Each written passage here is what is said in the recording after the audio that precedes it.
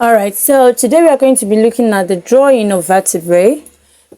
In my questions, you'll be asked to draw a vertebrae. All right. Now there are three types of vertebrae. We have the clavicle vertebrate, we have the thoracic vertebrate, and we have the lumbar vertebrate. Now, when you are told, you can either be told to draw all the types of vertebrate, or you can be told to draw just one part. So we are going to be looking at all the three types of vertebrate today. So now we have thoracic vertebrate. This is the drawing. This is the diagram of a thoracic vertebrate. A thoracic vertebrate. This is it. We have the notch, the clavicle, the sternal angle, the costal cartilages, and the inferior. The inferior is the inner part. So the intercostal space is the outer part of the vertebrate. So this is the diagram of a thoracic vertebrate. You don't have to make it this colorful, right? But once you can label them right and have this diagram, then you have your full mark and your thoracic vertebrate is definitely ready. And then we have the clavicle vertebrate. This is the diagram of the clavicle vertebrate. All right, this is the diagram of the clavicle vertebrate. You can see it.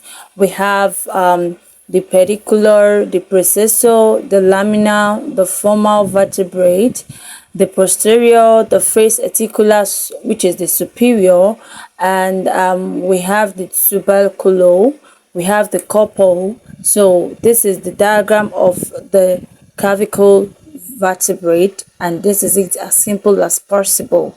So now let's go to the third one. All right, so here this is the vertebrae, that is this comprised of all the three types of vertebrae. So this is for the clavicle vertebrae, the thoracic, and the lumbar vertebrae. Now most times they are going to give you a specific, or they will say draw any type of vertebrae. But then it's better you know about all the three so that you won't be caught off guard. You get? So this says the types of vertebrae. So you can call this the vertebrae. So if you have to draw the vertebrate, draw this. But if you're given a specific part of the vertebrate to draw, then you can pick any of it or the one that you were given. All right, so this is the vertebrate, and this is everything about the vertebrate. We have the clavicle vertebrate, the thoracic vertebrate, and the lumbar vertebrate. So if you're drawing this, the labeling should just be for coccyx and scrum. Why? Because the three parts of the vertebrate, the C1, C2, C3, and the T labelings have already indicated the vertebrate. But if you're told to draw one, and make sure you label the one. But if you're told to draw the three, which is not really possible, but then just be prepared. So now let's take a look at some of the questions that we're going to come across under this diagram. Now the first thing is, what are the main parts of a particular vertebrate that you're told to draw? What are the main parts? Then you label the parts, the vertebral arc, and all this. The second questions can be, how many vertebrates are in the human spine? Of course, there are 33 vertebrates in total: the clavicle, the thoracic, the lumbar, the sacral, and the coccygeal. These ones, the two ones are already in the part of the vertebrates, but the clavicle, thoracic, and lumbar can stand on their own. They are the three major parts of the vertebrates that are made up of the vertebrate. But the sacral and coccygeal, they are also parts, but they are just the minor parts. Okay, so there are 33 vertebrates in total.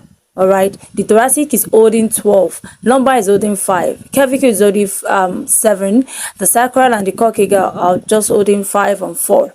All right, so these are the answers to these questions. Now let's take a look at another questions. So this one says, what is the function of the spinal process? It serves as an attachment site for muscles and ligaments that support movement and posture. Which vertebrate allows head rotation? It is the axis C2. Remember I said when you're drawing all the vertebrates, you can label it C1, C2, C3. So that labeling for a full vertebrate is correct. So the C2, which has a peg-like projection called the dens, it allows the head to rotate. How do vertebrae contribute to to movement and posture? They contribute to movement and posture by providing structural support, allowing flexibility, enable bending and twisting, and serve as attachment points for muscles that maintain posture. This is a perfect answer. This question says, which part of the vertebra protects the spinal cord? The vertebral arc and the vertebral foramen together create a protective canal for the spinal cord. So the vertebral arc and the foramen are the ones that protect the spinal cord. What's the difference between the clavicle, thoracic, and lumbar vertebrates? Now, this is important. Clavicle vertebrate is the smallest and have transverse foramina for arteries C1, C2 allow head movement. Thoracic vertebrate is larger than clavicle, so it articulates with ribs and have downward sloping spinous processes. Now, lumbar vertebrate is the largest. It supports most weight and have thick and broad bodies. It supports most weight and have thick and broad bodies. So this is the difference between the three major parts of the vertebrae. What are the 5 regions of the vertebral column? The clavicle, thoracic, lumbar, sacral, and coccygeal. What is the function of the vertebral body? It supports body weight and serves as the main structure for attachment to intervertebral disc. Now, what is the role of the intervertebral disc? They act as shock absorbers, preventing bones from rubbing together and allowing flexibility in the spine. The function of the vertebral body is to support the weight and serve as the main structure. So you see that these questions are like a step-by-step